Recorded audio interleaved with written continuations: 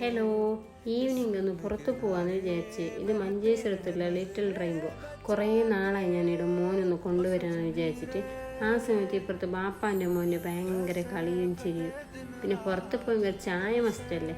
അതിന് തന്നെ നേരെ അപ്പുറത്തുനിന്ന് ഷോപ്പിൽ നിന്ന് കുറച്ച് സ്നാക്സും ചായയും ജ്യൂസും അതെല്ലാം കുടിച്ച് ഞങ്ങൾ നേരെ ഒസങ്കാടിലുള്ള രാജധാനിക്ക് പോയി. ഞാൻ ഇയറിങ്സ് ഒന്ന് എക്സ്ചേഞ്ച് ആക്കാനുണ്ടായി.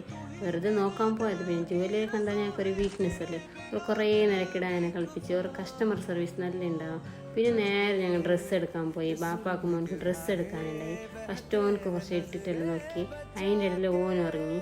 പിന്നെ റഷ്യക്ക് നോക്കി. റഷ്യ 2-3 ഇങ്ങനെ ഇട്ടിട്ട് ഏതാവും എന്നെ കേൾക്കുന്നുണ്ടായിന്. എന്നിട്ടാണ് ഡ്രസ്സെല്ലാം ഞങ്ങൾ മെയിനായിട്ട് കുറച്ച് ഓൾട്ടർ ആക്കാനുണ്ടായി.